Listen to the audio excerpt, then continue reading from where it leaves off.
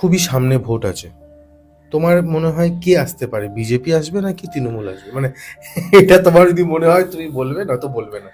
Definitely বলবো, মমতা ব্যানার্জির যে যোগ চলছে তাতে এই 2026-এ আমাদের কাছে যে ডেটা আছে উনি কন্টিনিউ করছেন না করছেন না করছেন না।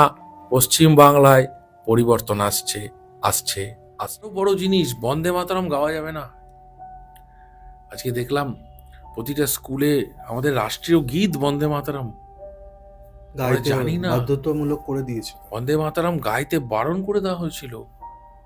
আজকে বলতে বাধ্য হচ্ছি, খোলা আকাশে নিঃশ্বাস নিচ্ছি আমরা, খোলা আকাশে। আমরা বৈদিক হিন্দু, আমরা এই পৃথিবীকে কি দিয়েছি জানতে হবে। মোগলরা একটা সুইও দেয়নি, মসজিদের ওপরে মন্দির বানিয়ে দিয়েছে। নতুন রাজার অভিষেক হবে এবং সে কারণেই রাজার নাম সমেত বলে দিলাম 25 তারিখ। আমার ফেসবুকে যে কেউ দেখে নিতে পারে। কি বলেছিলাম? আমি বলেছিলাম 13 দিন পরে পশ্চিমবাংলার মুখ্যমন্ত্রী হতে চলেছেন শুভেন্দু। আমি অমিত শাহকে চ্যালেঞ্জ করব, যদি আপনার বুকের পাটা থাকে আর বাপের বেটা হন, 4 তারিখ কলকাতায় থাকবেন, 12টার পর দেখা হবে। কত বড় গুন্ডা আপনি আর কত আপনার ক্ষমতা, 4 তারিখ দেখা হবে। খেলা তোমরা শুরু করেছো, শেষ তৃণমূল করবে। Nothing. They want to kill me. They want to kill me. এরা আমাদের প্রাণে মারতে চায়। মেরে দিক, আমার মৃতদেহ উদ্ধার হোক এখান থেকে, কিন্তু আমি জায়গা ছেড়ে যাব না। আমি সঞ্জুর বৃদ্ধ বাবা মাকে এই অবস্থায় ছেড়ে যাব না যতক্ষণ না ফোর্স এসে রিকভার করবে। আমাদের এখানে যারা প্রতিনিধিরা রয়েছে, আমি বলবো থানায় আবার ফোন করো, মেসেজ করো, ফোর্সের জন্য রিকোয়েস্ট করো। যদি না পাঠায় হোয়াটসঅ্যাপ পাঠিয়ে এটা অন রেকর্ড থাকুক। পুরো ঘটনার ভিডিওগ্রাফি রয়েছে। আমি হাইকোর্টের দৃষ্টি আকর্ষণ করছি, আমি রাজ্যপালের দৃষ্টি আকর্ষণ করছি। কি বাংলার পরিস্থিতি, এখানে প্রায় 50 জন সংবাদ মাধ্যমের প্রতিনিধিরা রয়েছে, দরজা ভাঙার চেষ্টা করছে, পুলিশের একটা লোক নেই। কি পরিস্থিতি হয়েছে আপনারা দেখুন। I will definitely move to court. নিচস্থ রাহু, চন্দ্রগ্রহণ যুক্ত রাহু, তাহলে বদনাম হবে।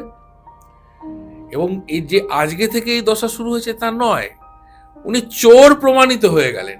গ্রহণের দশায় রাহু যখনই কানেক্ট হয়েছে, উনি ফাইল চোর, এই কথাটা প্রমাণিত। বন্দ্যোপাধ্যায়ের জন্ম তারিখ সময় আমি দেখছিলাম কিন্তু অনেক জ্যোতিষী। আমি একটা কথা তোমাকে ঠুকবো, তুমি কিন্তু এখানে বলে গেছো কিন্তু মমতা ব্যানার্জির অরিজিনাল বয়স বা যে জন্মসাল গুগলে কিন্তু মিথ্যে আছে। আমি তো আজকে অরিজিনালটা বলবো।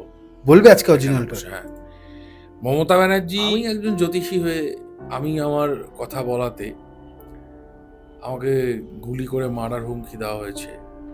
ইভেন নির্বাচনের রেজাল্টের আগের দিন আমার গাড়িটাও ভাঙচুর করা হয়েছে। পরিণাম পশ্চিমবঙ্গের মানুষ দিয়েছে। রাগ নেই, দুঃখ নেই। আমি চাই বর্তমানে যিনি রাজা, আমি জানতাম তিনি মুখ্যমন্ত্রী হন। আমাদের শেখানো হয় আমরা ব্রিটিশদের কাছে 200 বছর পরাধীন ছিলাম। আমাদের শেখানো হয় না তার আগে প্রায় 700 বছর আমরা মোগলদের কাছে, মুসলিমদের কাছে পরাজিত ছিলাম। ভারতবর্ষ তো বৈদিক হিন্দুদের দেশ। তো নমস্কার বন্ধুরা, কেকে পডকাস্টে আবার স্বাগত জানাই। আজকে আমাদের সাথে কে আছে তাই জন্যই তো ক্লিক করেছেন, সূর্যদা, অভিমন্যু সূর্যদা। তিনি আজকে আমাদেরকে বলবে বিজেপি, হ্যাঁ বিজেপি তো জিতে গেছে না। আর হ্যাঁ, আমি আজকে জামা পরে আছি। দেখুন, আমি প্রথমে একটু কালার ব্লাইন্ড ছিলাম, ভাবছেন যে কৌশিক কেন এই ধরনের একটা জামা পরে আজকে পডকাস্ট করছে, কিন্তু বিশ্বাস আপনারা করবেন কি না জানি না, এই কেকে পডকাস্টই কিন্তু প্রথম একটা পলিটিক্যাল পডকাস্ট আমি দাদার সাথে করি, এবং আমার জীবনে আমি তখন থেকে দাদা বলেছেন, এবং আমিও মনের ভেতর থেকে কোনো না কোনো একটা সুপ্ত বাসনা ছিল যে বিজেপি জিতবে। আপনাদের এখন মনে হতে পারে যে একটা ছেলে যে সাদা কালো বা ডার্ক জামা পরে তা হঠাৎ করে এখন কমলা জামা কেন পরছে। না, আমি কোনো রকম পার্টিকে প্রমোট করছি না, আমি খুশিতে পড়েছি আজকে। এর মানে না যে টিএমসি যখন ছিল বা তৃণমূল কংগ্রেস বা মাননীয় মমতা ব্যানার্জি প্রাক্তন মুখ্যমন্ত্রী, তার সময় আমাকে খুব অত্যাচার করা হয়েছে, একদম না। ফোন করে একটু ধমকি দিয়েছিল, ওগুলো কোনো ব্যাপার না, সেটা নিয়ে আমি কোনো আপত্তি নেই। কিন্তু পুরনো পাড়াতে আমার যে কাকারা যারা টিএমসি করেছে, আজ পর্যন্ত কোনোদিন আমার গায়ে হাত কেন কোনোদিন কিছু বলেনি। এতদিন ধরে বাজার করতে যাই, আমার বাবা বাজার করতে যায়, কোনোদিন বলেনি যে তোমার ছেলে বা এরকম কাজ করছে কেন। এবং আমার দাদু যখন গত হন, তাকেও খুব ভালোভাবে আমি দাহ করতে পারি, সেই ব্যবস্থাও কিন্তু টিএমসি করেছে। সবাই সব জায়গায় খারাপ না, কিন্তু আমার নিজস্ব একটা আইডিওলজি বা আমার নিজস্ব মনে হয়েছে হিন্দু কি হতে পারে। হ্যাঁ, আজকে ইন্ট্রোটা একটু বড় হলো, কিন্তু আমার মায়ের চোখের জল যখন সারদা কাণ্ড হয়েছিল তখন পড়েছিল। আর 4 তারিখেও মায়ের চোখ দিয়ে, বাবার চোখ দিয়ে জল পড়েছে, কারণ বাবা মা জানে যে সারদার সময়, হ্যাঁ, আমাদের খুব অভাবের সময় আমরা সারদা করি, এবং সেই কষ্টটা আমাদের ফ্যামিলি ভুগেছে, লোক কথা শুনিয়েছে, তখন পুলিশ থেকে শুরু করে কেউ আমাদের সেরকমভাবে হেল্প করতে পারেনি। এবং এখানে কোনো ধর্ম আমি বিদ্বেষী বলবো না, কারণ সেই সময় কিন্তু হিন্দু, মুসলিম, এই দুটো যে গোষ্ঠীর সঙ্গে, যে আমাদের তো সবাই ভাবে যে এই দুটো গোষ্ঠী নিয়ে আমাদের লড়াই, এই বিজেপি মানে তো এটাই ব্যাপার। কিন্তু বিশ্বাস করুন, সেই সময়টা যাদের মনে আছে তারা কতটা সাফার হয়েছিল। আমার ফ্যামিলি প্রচণ্ড সাফার হয়, প্রচণ্ড, মানে এই সাফারিং যেন পৃথিবীতে কেউ না করে। তার জন্য আজকে আমি এটা পড়েছি। আমি আশা করবো, এবং আমি জীবনে এই ধরনের পার্টিকে আমি করবো না, সেটা আপনারা জানেন। কিন্তু আমার খুব খুশি হই, আমি খুব খুশি আছি যে একটা হিন্দুত্ব হয়েছে এত বছর পর। যে পশ্চিমবঙ্গ থেকে এই বিজেপির উৎপত্তি, তখন অন্য নাম ছিল, এখন নাম চেঞ্জ, কিন্তু জিনিসটা তো একই রয়েছে, যে ভারতবর্ষে হিন্দু রাষ্ট্র হবে। তাই জন্য, হ্যাঁ, আমি এত কথা আমি ইন্ট্রোতে বলছি, কিন্তু আজকে আমাদের যে দিদি দাদা আছেন, তিনি আমাদেরকে আজকে বলবে প্রেডিকশনের ব্যাপার। এত সুন্দর প্রেডিকশন করেছে, ওফ ওফ ওফ ওফ, মানে সেটা নিয়ে মানে কি বলবো, আমার ভাষা নেই। আপনাদের বলবো পুরোটা দেখুন, ভালো লাগবে, শান্তি লাগবে, যে একটা স্যাটিসফাইং ভিডিও আমরা দেখছি। আর যেভাবে দাদা কল করেন বা আমাদের সাথে বাদবাকি জ্যোতিষ থেকে শুরু করে সবাই যখন আমাদেরকে কল করেন, যেই নাম্বারটা ব্লিঙ্ক করছে, এবং সারা বিশ্বের বাঙালির কাছে ভালো তথ্য দেওয়ার জন্য কল করবেন, আসবেন, কথা বলবো আমি আর আপনি। তার সাথে সাথে প্রমোশনাল চান বা কোনো রকম প্রেডিকশন, মানে প্রেডিকশন বলবো না, আমি তো প্রেডিকশন করি না, বা কোনো রকম স্পিরিচুয়াল গাইডেন্স চাইছেন ধরুন, তার জন্য কন্ট্যাক্ট করতে পারেন, আর ডাইরেক্ট সূর্যদার কাছে।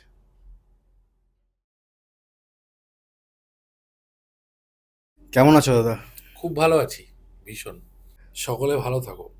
রাম রাজত্বের সূচনা হয়েছে, সুশাসন আসুক, সকলে ভালো থাকুক, সবাই, প্রতিপক্ষ, পক্ষ, সবাই ভালো থাকুক, একা না, সবাই ভালো থাকুক। কোনো রাগ আজকে নেই, সব ঠান্ডা হয়ে গেছে, এত যে রাগ, এত প্রেডিকশন দেওয়া, এত কিছু বলেছিলে তুমি। আমাদের শেখানো হয়, আমরা ব্রিটিশদের কাছে 200 বছর পরাধীন ছিলাম। আমাদের শেখানো হয় না, তার আগে প্রায় 700 বছর আমরা মোগলদের কাছে, মুসলিমদের কাছে পরাজিত ছিলাম। ভারতবর্ষ তো বৈদিক হিন্দুদের দেশ। হুম। জম্বুদ্বীপ, আর্যাবর্ত, এই দেশ, এই দেশে আর্যদের ভূমি, হিন্দু ভূমি। তো যাই হোক, এই হিন্দু ভূমিতে 1920 সালে সম্ভবত অনুশীলন সমিতি থেকে ইন্সপায়ার্ড হয়ে আমাদের পশ্চিমবঙ্গের একজন মারাঠা ব্যক্তি ভেবেছিলেন ভারতবর্ষকে 100 বছরের মধ্যে হিন্দু রাষ্ট্র বানাবেন। শুরু করেছিলেন, লেখা হয়েছিল একটা গীত, নমস্তে সদা বৎসলে মাতৃভূমে দয়া হিন্দু ভূমে সুখম বর্ধিত হাম। আজকে আমরা হিন্দু ভূমিতে আছি, এটা পূর্ণতা পেল, কারণ এই পশ্চিমবঙ্গ, আমরা জ্যোতিষী বা যারা ব্রাহ্মণ বা পুরোহিত বা যে কোনো বর্গেরই হিন্দু যারা, তাদের কাছে আমি আমার ধর্মমত বলবো সেই স্বাধীনতাটা ছিল না। আমি একজন জ্যোতিষী হয়ে আমি আমার কথা বলাতে আমাকে গুলি করে মারার হুমকি দেওয়া হয়েছে। ইভেন নির্বাচনের রেজাল্টের আগের দিন আমার গাড়িটাও ভাঙচুর করা হয়েছে। পরিণাম পশ্চিমবঙ্গের মানুষ দিয়েছে। রাগ নেই, দুঃখ নেই। আমি চাই বর্তমানে যিনি রাজা, আমি জানতাম তিনি মুখ্যমন্ত্রী হবেন, বলেও ছিলাম সবাইকে, অনেকে হেসেছিল, আবারও বলে যাব, আগামী প্রধানমন্ত্রীর কথা সব বলবো, অপেক্ষা করো। তো সুশাসন থাকুক, সবাই ভালো থাকুক, সব প্রজা ভালো থাকুক। কিছু প্রেডিকশনের কথা জিজ্ঞেস করি। নিশ্চয়ই। এখানে তুমি 18ই ফেব্রুয়ারিতে তুমি একটা প্রেডিকশন দিয়েছিলে, আমি দর্শকদেরকে আমি স্ক্রিনেও দেখাচ্ছি, আপনারা দেখতে পাবেন, যে শুভেন্দু অধিকারীর সঙ্গে তার প্রতিদ্বন্দ্বিতায় যাবেন না, সরি হ্যাঁ যাবেন না। তুমি এটা উপদেশ দিচ্ছিলেন মমতা ব্যানার্জিকে, প্রাক্তন এবং এটাও মুখ্যমন্ত্রী। বলেছি যতবার দাঁড়াবেন শুভেন্দুবাবুর বিরুদ্ধে উনি হারবেন। হুম, এটা 18 ফেব্রুয়ারি 18ই বলেছি। ফেব্রুয়ারিতে তুমি বলেছো। আর ভবানীপুর ঘোষণা হয়েছে মনে হয় তার 1 মাস বাদে, হুম, ক্যান্ডিডেট ঘোষণা হয়েছে, আর হেরেছে হয়তো আরো 2 মাস বাদে, মানে আরো 1.5 মাস বাদে। মমতা বন্দ্যোপাধ্যায়কে বলেছিলাম, মানে আমি তো ওনাকে চিনি না, সোশ্যাল মিডিয়ার মাধ্যমে, হেরেছেন। মমতা বন্দ্যোপাধ্যায় যে জ্যোতিষের গাইডলাইন নেন, হুম, বগলামুখী ফুকি মেনেছিলেন, হাতে হলুদ তাগা ফাগা, অনেক তান্ত্রিকরা অনেক কথা বলেছিল যে ওনাকে হারানো যাবে না, উনিই আসবেন। তাদের নামগুলো কেমন হয় তুমি নাম নাম বলবো না, কারণ কেন নাম বলবে বলবো না তুমি? হতেই পারে, মানুষের ভুল হতেই পারে, কারণ নাম আমি বলবো না। কিন্তু আমি ব্যক্তিগতভাবে কৌশিক মনে করি, এটা আমার ব্যক্তিগতভাবে মনে করি, হুম। মানুষ মাত্র ভুল হতে পারে, তার ভুলের সুযোগ আমি নেব না, নাই মিলতে পারে, কিন্তু বহু লোক বহু কথা বলেছে, সেগুলো মানুষ বিচার করবে কে কতটা সঠিক বলেছে, আমি কিছু বলবো না। তুমি 12ই এপ্রিলে আর একটা প্রেডিকশন তুমি দাও, যেটা হচ্ছে তৃণমূল ফিরছে না কোনোভাবেই না, মমতা ব্যানার্জি হারছেন, ধাইয়া প্লাস কি নিচস্থ রাহুর অন্তর্দশা প্লাস গোচর 4th মেতে মিলিয়ে নেবে।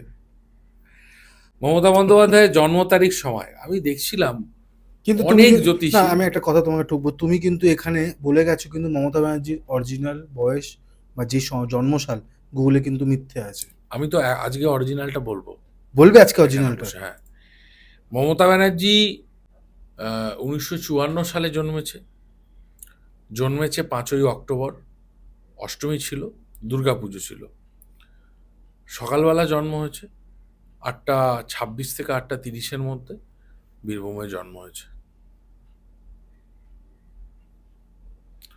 তুলা লগ্ন, সোর্স জানতে পারা যায়? তুলা লগ্ন, আর যারা জ্যোতিষ প্র্যাকটিস করে বেসিক তারাও জানে, ধনু রাশি, চন্দ্রগ্রহণ রয়েছে ওনার কুষ্ঠিতে, চন্দ্র প্লাস রাহু, তুলা লগ্নে জন্ম, লগ্নে শনি অবস্থান করছে, লগ্নে শনি থাকলে বৈবাহিক জীবনে সুখ দেয় না, উনি পায়নি, সঙ্গে চন্দ্র রাহু যোগে উনি বদনাম পেয়েছে, অপবাদ পেয়েছে, নানা রকম অপবাদ, আজও তাকে তার চারিত্রিক বিষয় নিয়ে অনেকে কন্ট্রোভার্সি করে। একজন মহিলাকে আমি ব্যক্তিগতভাবে সম্মান করি, আমি ব্যাপারে কমেন্ট করলাম না।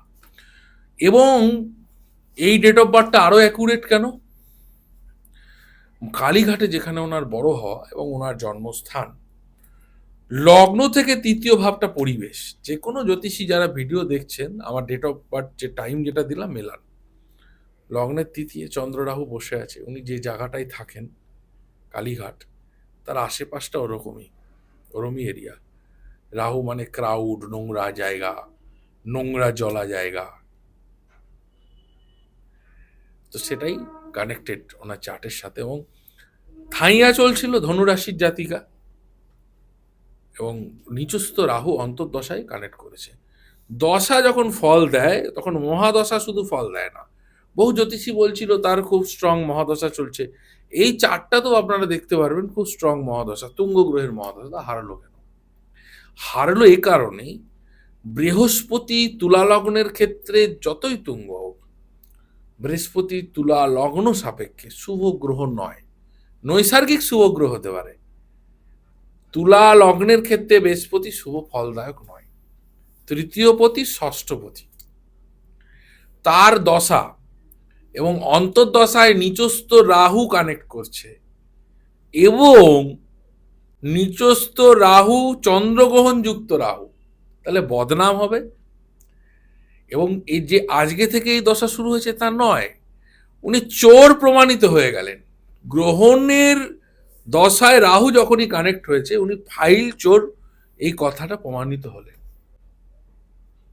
ঠিক আছে, এই পুরো কানেকশন এবং এই কানেকশনে ওনার পরাজয়। এবং তার সঙ্গে আরো একটা কথা বলি, শুধু একটা ব্যক্তি চার্ট বিচার করে বলা যায় না সে পরাজয় হতে পারে কি জয় হতে পারে। রাষ্ট্রীয় গণনা প্রয়োজন আছে, রাষ্ট্রীয় গণনা করতে হয়।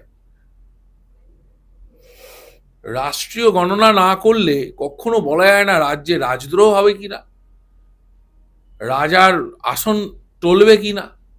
রাষ্ট্রীয় গণনা করেও আমি দেখেছি যে এই মুহূর্তে রাজ সিংহাসনে নতুন রাজার অভিষেক হবে, এবং সে কারণেই রাজার নাম সমেত বলে দিলাম 25 তারিখ। আমার ফেসবুকে যে কেউ দেখে নিতে পারে। কি বলেছিলাম? আমি বলেছিলাম 13 দিন পরে পশ্চিমবাংলার মুখ্যমন্ত্রী হতে চলেছেন শুভেন্দু অধিকারী। অনেকে অনেক নাম নিয়ে কথা বলেছেন, কেউ দিলীপ ঘোষের কথা বলেছেন, কেউ বলেছেন অন্যান্য আরো অনেকের কথা। হয়তো প্রত্যেকেই যোগ্য ছিলেন, কিন্তু রাজযোগটা, রাজা হওয়ার যোগটা, প্রধানমন্ত্রী মুখ্যমন্ত্রী হতে গেলে যে যোগ লাগে, যে কানেকশন লাগে, সেইটা কিন্তু সবার নেই। এবং যে দশা সেটা শুভেন্দুবাবুর আছে। এই কারণে শুভেন্দুবাবু পশ্চিমবঙ্গের মুখ্যমন্ত্রী হলেন। এবং খুব দায়িত্ব নিয়ে বলছি, পশ্চিম বাংলাতে আগামী দিন বেশ কঠিন সিদ্ধান্ত নেবেন প্রশাসক হিসেবে। এটা পশ্চিমবঙ্গবাসী দেখবেন। এই যে তুমি বললে যে তুমি 13 দিন আগে বলেছিলে ভোটের রেজাল্টে, 13 দিন মুখ্যমন্ত্রীর নাম বলেছিলাম, মুখ্যমন্ত্রী নাম নিয়ে বলেছিলেন শুভেন্দু অধিকারী উনি একমাত্র মুখ্যমন্ত্রী হবে। এবং তোমার এই কেকে পডকাস্টে বসে 2025 সালে আমার ভিডিও, আমি বলেছিলাম যদি শুভেন্দু অধিকারীকে বিজেপি মুখ করে তাহলে বাংলায় ক্ষমতায় আসবে বিজেপি। এবং যেদিন টিকিট ঘোষণা হলো, আশ্চর্যজনক, তৃণমূলের মমতা ব্যানার্জি দাঁড়ালেন ভবানীপুর থেকে, নন্দীগ্রামে তৃণমূলের টিকিট পেল পবিত্র কর। বিজেপি টিকিট ঘোষণা করলো, শুভেন্দু অধিকে দু জায়গায় দাঁড় করিয়ে দিল, শুভেন্দু অধিকারীকে, একটা নন্দীগ্রাম এবং একটা ভবানীপুর। সেদিনেই শুভেন্দুকে বিজেপি মুখ করে ফেলেছিল। এবং আমার যেটা বক্তব্য ছিল, শুভেন্দু বাবুর সাথে মুখোমুখি হলে মমতা ব্যানার্জি পরাজিত হবেন, হেরেছেন। আমার যেটা বক্তব্য ছিল, শুভেন্দু অধিকারী মুখ হলে বিজেপি সরকারে আসবে, 207-এর বেশি আসন নিয়ে সরকারে এসে গেছে। এবং শুধু তাই না, আমার আরো একটা ফেসবুক পোস্ট আমি দর্শকদের দেখানোর অনুরোধ করব। আমি 25শে এপ্রিল সম্ভবত, দেখে নাও, আমি লিখছি যে আগামী 4 মে কি হতে চলেছে, একদম এই পোস্টটাই। আমি কি লিখছি দর্শকরা দেখতে পাবে। হ্যাঁ, আমি কি লিখছি? আমি লিখছি ভবানীপুরে পরাজিত হয়েছেন বিদায়ী মুখ্যমন্ত্রী মমতা বন্দ্যোপাধ্যায়, জয়ী শুভেন্দু অধিকারী। আমি লিখছি নোয়াপাড়া থেকে জয়ী হয়েছেন অর্জুন সিং। আমি লিখছি ব্যারাকপুর থেকে জয়ী হয়েছেন কৌস্তব বাগচি। আমি লিখছি কল্যাণী থেকে জয়ী হয়েছেন অনুপম বিশ্বাস। আমি লিখছি হাবড়া থেকে জয়ী হয়েছেন দেবদাস মণ্ডল। আমি লিখছি বীজপুর থেকে জয়ী হয়েছেন সুদীপ্ত দাস। আমি লিখছি নৈহাটি থেকে জয়ী হয়েছেন সুমিত্র চট্টোপাধ্যায় এবং ভাটপাড়া থেকে জয়ী হয়েছেন পবন সিংহ। আপনারা একটু মিলিয়ে নিন, যদিও মানে একটু এদিক ওদিক হয়েছে। এদিক ওদিক কি, রেকর্ড ভিক্টরি হয়েছে 207, প্রত্যেকে জিতেছে। না, আমি তুমি যেভাবে লিখেছিলে পরপর করে একটু আপ ডাউন এদিক ওদিক হয়েছে, একদম দুমো করে। হ্যাঁ, কিন্তু সবার নাম, যাদের নাম লিখেছি তারা প্রত্যেকে আজকে বিধানসভায় বিধায়ক। যে কজনের নাম লিখেছি তারা এখন এমএলএ প্রত্যেকে। শুধু তাই না, 5:30টার সময় 4 মে এক ভদ্রমহিলা আমাকে লিখছিলেন, দাদা আপনার সব কথা মিলল, শুভেন্দু অধিকারী তো হেরে গেল ভবানীপুরে। 1-1.5 ঘন্টা অপেক্ষা করুন, শুভেন্দু অধিকারী ভবানীপুরে জিতবে। জিতলেন 15,000 ভোটে। হিউজ, কিন্তু হিউজ। তা এই বিষয়গুলো বলার একটাই উদ্দেশ্য হচ্ছে রাষ্ট্রীয় গণনা শিখুন। আমাকে বহু জ্যোতিষী জ্ঞান দিয়েছেন, কমেন্ট বক্সে এসে, তাদের কাছে আমি জ্যোতিষ শিখবো, হাত জোর করে বলছি, আমাকে শেখাবেন। আমি জানি না, আমার বয়স খুব অল্প, শিখবো আপনাদের কাছে। আর আপনারাও, আমার একটা ইনস্টিটিউট আছে, যদি মনে করেন শিখতে আসতে হয় শিখবেন।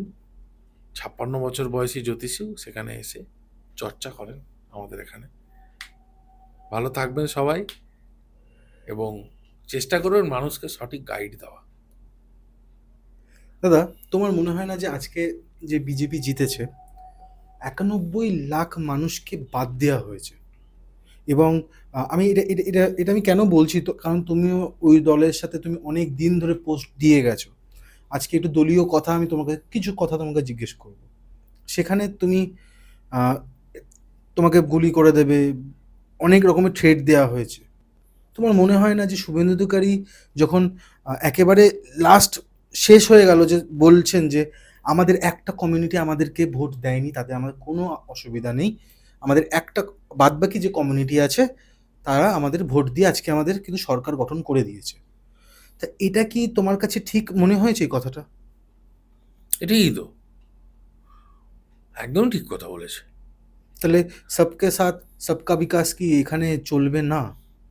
সেটা সরকার বলবে, আমি তো সরকারি লোক না। আমি কয়েকদিনের জন্য রাজনীতিতে গেছিলাম, আমি রাজনীতির লোক না, আমি এখন রাজনীতিতে নেই, আমি বিজেপির সঙ্গে এই মুহূর্তে নেই। আমি সমর্থন অবশ্যই রাজনৈতিকভাবে হিন্দুদের কথা যারা বলবে, একজন জ্যোতিষী, স্বাভাবিক আমি বিজেপিকেই সাপোর্ট করব। আমি তো জ্যোতিষী, আমার কাজ তো রাজনীতির করা নয়। শুভেন্দু অধিকারীকে সব বিষয়ে সাপোর্ট, মানুষ সাপোর্ট করেছে, এত রেকর্ড, এত মানুষ শুভেন্দু অধিকারীর মতকে সমর্থন করেছে। আপনি ভাবতে পারেন এই শ্যামাপ্রসাদ মুখার্জির পশ্চিম বাংলায় বিজেপিকে বলবে বহিরাগত, এত বড় উদ্ধত্ত কি করে আসে? কি করে আসে আমি জিজ্ঞেস করছি। এই ভারতবর্ষে একটা ঘটনা বলি, নালন্দা বিশ্ববিদ্যালয় ছিল যেখানে রীতিমতো জ্যোতিষ চর্চা হতো। আজকে এই আলোচনাটা করে পুরো জ্যোতিষের আলোচনাতেই ঢুকবো, পলিটিক্যাল আলোচনা ছেড়ে। তো নালন্দা বিশ্ববিদ্যালয়ে সেখানে অনেক আচার্য ছিলেন যারা চিকিৎসা করতেন আয়ুর্বেদিক। সেরকমই একজন আচার্যের কাছে এই যে আজকের যে খিলজি খিলজি খিলজি বলি আমরা, খিলজির একটা রোগ হয়েছিল, স্কিনের ক্যান্সার টাইপের। সেই সময় তো ক্যান্সার বলা হতো না, কেউ সারাতে পারছিল না। ওরা যাদের কাফের বলে, সেই একজন আচার্য, ওনার নামটা আমার মনে পড়ছে না, তিনি বলেছিলেন আপনি প্রত্যেকদিন কোরআন পড়ুন। একটি বিশেষ ঔষধ তৈরি করে, প্রস্তুত করে, কোরআনের গোটা পাতাতে ওই ঔষধ লাগিয়ে দেওয়া হলো, এবং জিভ দিয়ে থুতু নিয়ে কোরআন ওল্টাতো এবং পড়তো, ওই ওষুধটা জিভে যেত, এবং সুস্থ হয়ে গেছিল খিলজি। পরে সে বুঝতে পেরেছিল যে তাকে সুস্থ কিভাবে করা হয়েছে। কি করেছিল জানেন? নালন্দা ধ্বংস করে দিয়েছিল, আচার্যকে হত্যা করে দিয়েছিল। এটা এদের ক্যারেক্টার। আমি কারোর বিরুদ্ধে, কারোর পক্ষে বলবো না। ভারতবর্ষের বুকে দাঁড়িয়ে শ্যামাপ্রসাদ মুখার্জির তৈরি করা একটা পার্টিকে আমি সাপোর্ট নাই করতে পারি, আমি বাঙালি বিরোধী বলতে পারি না। আমাদের একটা জাতিগত উত্থান প্রয়োজন। স্বামীজি বলেছেন, কোনো জাতিকে যদি নষ্ট করতে হয়, শেষ করে দিতে হয়, তাহলে সেই জাতির ইতিহাস ভুলিয়ে দাও। আমাদের ইতিহাস ভুলিয়ে দেওয়া হয়েছে। আমরা কারা? আমাদের বীরগাথার কাহিনী পড়ানো হয় না। আমরা বৈদিক হিন্দু। আমরা পৃথিবীকে কি দিয়েছি জানতে হবে। মোগলরা একটা সুইও দেয়নি, মসজিদের ওপরে মন্দির বানিয়ে দিয়েছে। পৃথিবীতে তাদের আর্কিটেক্টের আলোচনা হয় না। আমরা জ্যোতিষশাস্ত্র দিয়েছি, দশমিক দিয়েছি, আমাদের আর্যভট্ট ছিল, বরাহ মিহির ছিল। আমরা সেই কল্পবিজ্ঞানের সৃষ্টি করেছি। রাবণের সীতাহরণের সময় আকাশগামী রথ, পরে এরোপ্লেন আবিষ্কার হয়েছে, সেই পুষ্পক বিমান। পুষ্পক বিমান, সেই কল্পবিজ্ঞানকে বাস্তবে পরিণত করেছে সেই দেশ। আমরা সভ্যতা শিখিয়েছি। আমাদের দেশের বিক্রমশীলা, তক্ষশিলা, নালন্দার সমসাময়িক যেসব বিশ্ববিদ্যালয় ছিল, পৃথিবীর বিভিন্ন দেশ থেকে পড়তে এসেছে। আমাদের দেশের শিক্ষা, ধন, জ্ঞান বিশাল উন্নত ছিল। মোগলরা এসে আমাদের কিছু দেয়নি, লুটেছে। মোগলদের মহান দেখানো হয়েছে, মোগলরা মহান ছিল না। আজকেও একটা কথা বলবো, যে আজকে যে জ্যোতিষ শাস্ত্র, এটাকে নষ্ট করার বিরাট প্রক্রিয়া চলছে, বিরাট প্রক্রিয়া চলছে, বিরাট ষড়যন্ত্র চলছে। কারা করছে এই ষড়যন্ত্র? শুভেন্দুবাবু তো ঠিকই করছেন, মাননীয় মুখ্যমন্ত্রী, ভুল কিছু করছেন না। আরো বড় জিনিস, বন্দে মাতরম গাওয়া যাবে না। আজকে দেখলাম প্রতিটা স্কুলে আমাদের রাষ্ট্রীয় গীত বন্দে মাতরম।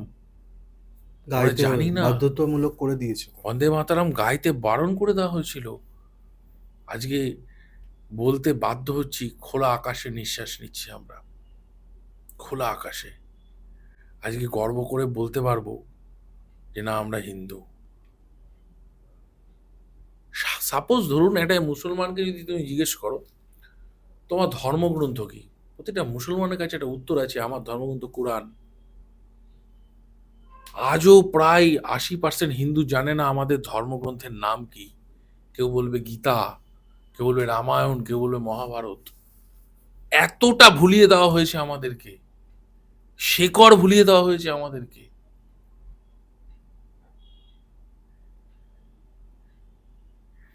আমরা একের উপাসক ছিলাম, আমাদের বহু উপাসক বানিয়ে দেওয়া হলো। একের উপাসনায় ঐক্যবদ্ধ ছিলাম, বহু উপাসনায় বিভক্ত করে দেওয়া হলো। একটা সন্ন্যাসী রাজা এলেন 2014 সালে, রাজ্যাভিষেক হলো। 12 বছরের মধ্যে একটা রাজা সবাইকে একত্রিত করে ফেললেন, তার নাম নরেন্দ্র মোদী। আমার সরকারের কাছে একটা অনুরোধ, যে জাতিকে শক্তিশালী করলে শিক্ষাকে শক্তিশালী করা প্রয়োজন। গুরুকুল ব্যবস্থার প্রচলন করুন। আবার ধর্মীয় শিক্ষার প্রয়োজন রয়েছে, আমাদের ইতিহাস, সঠিক ইতিহাস জানার প্রয়োজন রয়েছে। যদি মিশনারি স্কুলগুলো থাকতে পারে, যদি মাদ্রাসা থাকতে পারে, তবে 100 কোটি হিন্দুর দেশে গুরুকুলও থাকতে পারে। অবশ্যই রাখা উচিত, চালু করা উচিত। তো তোমার কি মনে হয় সায়েন্স বা ভূগোল যেটা আমরা পড়ে থাকি সেটাকে কি তুমি প্রাধান্য দিচ্ছ না? গুরুকুলে তো সব রকমই শিক্ষা হয়, এটা তো তুমি তো মাদ্রাসা না। আধ্যাত্মিক কথা বলছো না, না, গুরুকুলে তো গুরুকুল, বেশিরভাগ গুরুকুলে আধ্যাত্মিক চর্চা কেন হবে? গুরুকুল মানে কি? গুরুকুল ব্যবস্থা মানে সেখানে বিজ্ঞানেরই চর্চা হবে, বিজ্ঞানেরই চর্চা হবে। কিন্তু বৈদিকভাবে। তা সেখানে ধর্ম চর্চাও হবে একই সাথে, সেখানে বেদটাকেও শেখানো হবে একই সাথে, সেখানে বেদটাকেও শেখানো হবে। তুমি জানো সরস্বতী শিশু মন্দির বলে একটি বিদ্যালয়, স্কুল আছে, পশ্চিমবঙ্গের বহু জায়গায় আছে। হয়তো যারা ভিডিও দেখছে তাদের মধ্যেও হয়তো স্কুলের ছাত্রছাত্রী অনেকে আছে। কত সুন্দর তাদের শিক্ষা ব্যবস্থা জানো, কত তাদের গঠনমূলক তারা শেখানো হয়, কত সেই সব স্কুল থেকে ব্রিলিয়েন্ট ব্রিলিয়েন্ট স্টুডেন্ট বেরিয়েছে জানো। সরস্বতী শিশু মন্দিরের ছাত্রদের ইংরেজি মাধ্যমে পড়তে হয়নি, তারা অত্যন্ত মেধাবী। সেই সিস্টেম, এডুকেশন সিস্টেমটাকে ঠিক করতে হবে। এই হোক, আমি এখানে আর সরকারের কাজ করবে, আমি আর কিছু বলবো না। আমি শুধু আমার প্রেডিকশন নিয়ে যেটুকু বলার, প্রেডিকশনটা মিলেছে। প্রচুর মানুষ ফোন করেছে, প্রচুর মানুষকে আমি উত্তর দিতে পারিনি, রিপ্লাই করতে পারিনি, তাদের কাছে ক্ষমা প্রার্থী আমি। দাদা আমি একটা প্রশ্ন তোমায় করব। এর আগে তুমি অভিষেক ব্যানার্জির ব্যাপারে কথা বলেছো তুমি, ঠিক আছে? এই যে তৃণমূল পরাজিত হয়েছে, এরপর থেকে সবাই বেশিরভাগ যত না বেশি মমতা ব্যানার্জিকে দোষ দিচ্ছে, তার থেকে বেশি কিন্তু দোষ দিচ্ছে অভিষেক ব্যানার্জিকে। কারণটা কি? তার দশাটা কি খুব খারাপ গেছে? অভিষেক বন্দ্যোপাধ্যায়ের ডেট অফ বার্থ টাইম আমার কাছে অ্যাকুরেট নেই। অ্যাকুরেট না থাকলে আমি তার কি দশা চলছে আমি বলতে পারবো না। আমি ওর অরাটা দেখেছি, ঠিক আছে? দাম্ভিক এবং অহংকার ছাড়া, দম্ভ আর অহংকার ছাড়া ওর মধ্যে আর কিছু নেই। রাজনীতি নেতাদের এই দম্ভ, এই অহংকার নিয়ে নেতৃত্ব দেওয়া যায় না। ব্যর্থ নেতা সবাই জানে, ওকে নিয়ে আলোচনা না করাই ভালো। টাইম বেকার, নষ্ট টাইম, নষ্ট। আমার টাইম নষ্ট হবে। বাদ দিয়ে দিলাম দাদা। আজকে তোমাকে আমরা আবারও প্রেডিকশন হিসাবে পেয়েছি এবং জ্যোতিষী হিসাবেও আমি তোমাকে আজকে পেয়েছি। আজকে ড্রেসটা তুমি তো অন্যরকম পরে আছো, এর কারণটা কি? কারণ এর আগে তুমি একটা অন্যরকম একটা ড্রেস আপে আসতে, আজকে একদম একটা সোয়াগ একটা ব্যাপার আছে, কেন? সাধারণভাবে এসছি, সোহাগের কি আছে? আমি তো দেখো, আমার সবসময় একটা জিনিস, আগেকার দিনে মানুষ জ্যোতিষী মানে ভাবতো কপালে লাল টিকা, গলায় রুদ্রাক্ষ, হ্যাঁ, একটা চেহারার মধ্যে একটা বোঝাতে হবে যে আমি, আমার চেহারা দেখে আমার গুণে পরিচয়, কাজে পরিচয়, বৃক্ষ তোমার নাম কি, ফলে পরিচয়। আমি কি পড়লাম, কি যায় আসে? আমি পাঞ্জাবি পরতে ভালোবাসি, আমি বাঙালি পাঞ্জাবি কেন পরবো না, ভীষণ ভালোবাসি। আমি জামাও পরি, গেঞ্জিও পরি, হাতের কাছে পেয়েছি, পরে চলে এসেছি, ওরকম বিষয় না। আমি একটু ক্যাজুয়ালি, কখনো ভালো লাগে, আমি সাদা রং পরতে ভালোবাসি, কখনো সাদা পরি। এর আগের একটা পডকাস্টে তুমি কোট পরেছিলে, সেরকম তখন শীতকাল ছিল। শীতকাল ছিল, তারপর একটা জামা নিয়ে এসে খুব সুন্দর প্রিন্টেড, ফ্লোরাল প্রিন্টেড শার্ট ছিল, সব রকম। এই তুমি হলুদটা পরেছো, এর বিষয়ে কি কোনো বিষয় আছে না না না, আজকের দিন হিসাবে? কোনো বিষয় নেই, কোনো বিষয় নেই। বা আজকে এটা মনে হলো পড়লাম, পরে চলে এলাম, ব্যাস। খুব সাধারণ ব্যাপার, এরকম কোনো বিষয় নেই। ড্রেস নিয়ে অত ভাবি না আমি, পোশাক নিয়ে ভাবি না। তো তোমার কি মনে হয় জ্যোতিষী যারা আছেন, অনেক সময় দেখা যায় তারা ড্রেসের রং হিসাবে অনেককে নানানভাবে সাজেশন দিচ্ছে যে আপনি যদি এই কাজটা করতে যাচ্ছেন তাহলে আপনি এই ড্রেসটা পরে যান, বা এই কালারের, কালার থেরাপি যদি দেখা যায়, কালারের ড্রেসটা আপনি, বা যে জিনিসটা আপনি শাড়িও পরতে পারেন, এটার কারণটা কি? অ্যাস্ট্রোলজির সাথে এটা তো কারণ আছে অবশ্যই। কালার রিফ্লেক্ট করে না, শুভ রং অবশ্যই রিফ্লেক্ট করে, এটা তো উচিত। আমিও পড়ি, আমিও ড্রেস কেনার সময় কিছু কালার বেছেই কিনি, অবশ্যই কিনি। আমি কিছু কিছু কালার পরি না, হ্যাঁ, খুব বেছে কিনি, এটা উচিত। কিন্তু সবসময় যে আমি ওই বেছেই পরবো, কোনো দিন আমার হয়তো একটা মনে হলো আজকে এই জামাটা পরি, পরে চলে এলাম, সবসময় ভাবার প্রয়োজন মনে পড়ে না। আমি একটা জিনিস সবসময় বলবো যে আগামী জ্যোতিষী মানে, জ্যোতিষীকে তার জ্ঞান, কথাবার্তা, গাইডলাইনের মাধ্যমে মানুষ চিনবে। পোশাকের মাধ্যমে, পোশাক একটা ফ্যাক্টর, ঠিকই ফ্যাক্টর, কিন্তু পোশাক দিয়ে কি আছে? দাদা, অ্যাজ আ অ্যাস্ট্রোলজার তোমার কাছে সব রকমের মানুষ আসে এবং এক একটা মানুষের 3-4টে করে প্রবলেম, বিবাহ, ব্যবসা, ঋণ, তারপর পরকীয়া, আরো অনেক কিছু আছে। তুমি কেউ চাকরি পায় না, চাকরি পাচ্ছে না, চাকরির জন্য খুঁজে বেড়াচ্ছে। দাদা, তোমার কাছে কি মনে হয়, তুমি যখন ছক দেখো, তুমি যখন তাকে বিচার করো, সেখানে কর্মফল দেখতে পাও না কেমন ভাবে তুমি তাদেরকে মানে সাজেশন করো, যদি বলো? দেখো, জন্ম যে কুণ্ডলী, লগ্ন কুণ্ডলী আমরা যেটা বলি, সেটা থেকে, সেটা এবং তার ভাব কুণ্ডলী দেখলে মোটামুটি বোঝা যায় যে একটা মানুষের যে ভাগ্য নিয়ে সে জন্মেছে, সেই ভাগ্য অনুযায়ী তার বর্তমানে কি চলছে। বর্তমান হচ্ছে ট্রানজিট দেখতে হয়, দশা যেরকম দেখতে হয়, ট্রানজিটটা দেখতে হয়, প্রেজেন্ট ট্রানজিট। চাকরি পাবে কিনা, আয় উন্নতি হবে কিনা, এটা কিন্তু দশার থেকেও বেশি অ্যাকুরেট ভাবে দেখা যায় ট্রানজিটে। কর্ম, চাকরি হবে কিনা, এই যেমন ধরো এখন বৃহস্পতি মিথুনে আছে আজকে, এর মধ্যেই বৃহস্পতি প্রবেশ করবে কর্কটে। যে মুহূর্তে কর্কটে প্রবেশ করবে, মেষের 4র্থ স্থানে বৃহস্পতি ঢুকে গেল, মেষের জন্য শুভ হবে। 7.5 চললেও যাদের শনি শুভ, তারা অত্যন্ত শুভ ফল পাবে। মিথুন রাশি প্রচুর অর্থ রোজগার করবে। যাদের বৃহস্পতি শুভ, আবার বলছি সব মিথুন রাশি না, জন্মকালীন যাদের বৃহস্পতি শুভ, ওই ট্রানজিট যখন বৃহস্পতি ঢুকবে, তারা প্রচুর অর্থ রোজগার করবে। যেমন এই একটা বছর বৃষ রাশির যারা জাতক জাতিকা, তুমিও বৃষ রাশির জাতক সম্ভবত, তো এই বছর 2025 থেকে এই 26 এখনো অবধি বৃহস্পতি যতদিন মিথুনে ছিল, তোমার কিন্তু আয় রোজগারের জায়গাটা অনেক ভালো হয়েছে। Yes or no? ইয়েস। তো এই ট্রানজিটটা একটু দেখতে হয়, কর্মপ্রাপ্তির বিষয়, চাকরি প্রাপ্তি আছে কিনা, এবং অনেকে বলে আমি সরকারি চাকরি পাবো কিনা। এবার প্রশ্নটা হচ্ছে, শাস্ত্রর এই যে ছক গণনা পদ্ধতি, যুগে যুগে আমরা আপডেট হয়েছি, বাট যখন এসছিল আমাদের শাস্ত্র, তখন তো সরকারি চাকরি ছিল না, সরকারি ছিল না, তখন তো রাজা। ঠিক। তাহলে উচ্চ পদস্থ চাকরি, উচ্চ জায়গায় চাকরি পেতে গেলে কি লাগে? দুটো জিনিস লাগে। একটা শনিকে লাগে, আর একটা লাগে বৃহস্পতিকে। সব থেকে বড় প্ল্যানেট হচ্ছে বৃহস্পতি। ও একটা মানুষকে কোথায় তুলতে পারে ধারণার বাইরে। আর একটা হচ্ছে শনি। আমি বারবার বলি, একটা গরিব মানুষকে ছিল ফুটপাতে, উঠে গেল রাজপ্রাসাদে। এইটা শনি করতে পারে। তা যারা ধরো খুব পরিশ্রম করেছে, দরিদ্র পরিবার থেকে সরকারি চাকরি পেয়ে গেছে, দেখবে তাদের শনির কানেকশনটা ভালো হবেই, বৃহস্পতির কানেকশনটা ভালো হবেই, হতেই হবে।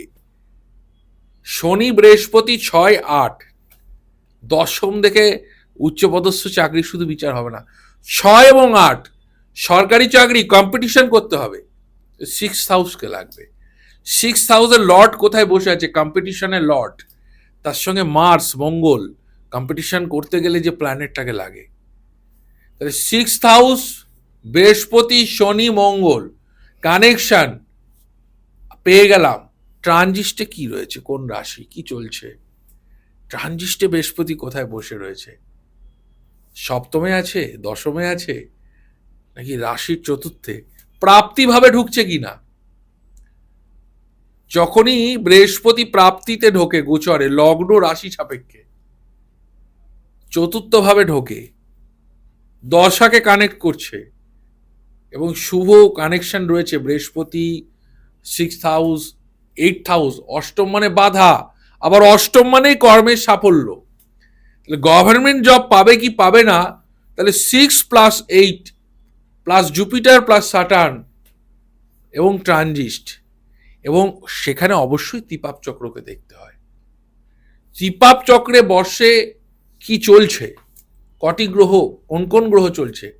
3টি পাপগ্রহ হলে সবকিছুর মধ্যেও আটকে যাবে। ওভারঅল এগুলো দেখে বলে দেওয়া যায় যে চাকরি পাবে কি পাবে না।